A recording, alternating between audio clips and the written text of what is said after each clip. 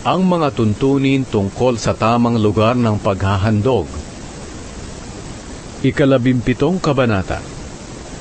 Inutusan ng Panginoon si Moises na sabihin ito kay Aaron at sa mga anak niyang lalaki at sa lahat ng mga taga-Israel. Ang sinuman sa inyo na maghahandog ng baka, tupa o kambing sa ibang lugar, maliban sa toldang tipanan, ay katulad ng taong nakapatay ng kapwa. Kaya huwag ninyo siyang ituturing na kababayan ninyo.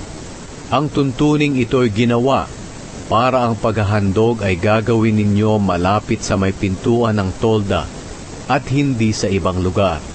Ang inyong mga handog para sa mabuting relasyon ay ibibigay ninyo sa pari na siyang maghahandog nito sa Panginoon. Iwiwisik ng pari ang dugo ng handog na hayop sa altar na pinaghahandugan para sa Panginoon, malapit sa may pintuan ng toldang tipanan.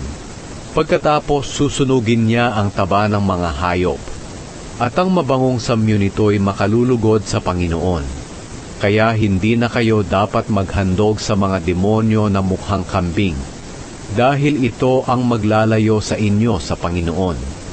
Dapat ninyong sundin ang tuntuning ito, kayo at ng susunod pang mga henerasyon, magpakailanman. Kayong mga taga-Israel at ang mga dayuhang naninirahang kasama ninyo, tandaan ninyo ito.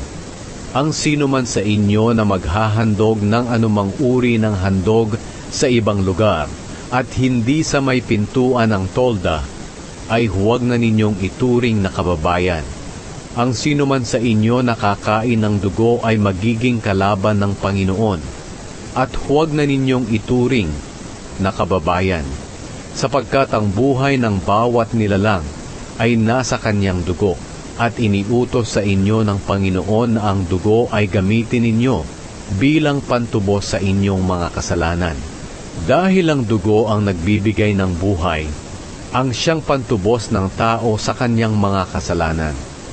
Ito ang dahilan kung bakit hindi ninyo dapat kainin ang dugo. Ang sinuman sa inyong huhuli ng hayop o ibon na maaaring kainin, dapat niyang patuluin ang dugo at tabunan ng lupa, dahil ang buhay ng bawat nilalang ay nasa kanyang dugo. Kaya nga sinabi sa inyo ng Panginoon na huwag kayong kakain ng dugo ng anumang nilalang. Ang sinuman sa inyong kakain ng dugo ay huwag na ninyong ituring na kababayan. Ang sinuman sa inyo, katutubong Israelita man o dayuhang kumain ng hayop na namatay o pinatay ng kapwa hayop, kailangan niyang maglaba ng kanyang damit at maligo, pero ituturing pa rin siyang marumi hanggang sa paglubog ng araw. Kapag hindi niya nilabhan ang kanyang damit at hindi naligo, may pananagutan siya.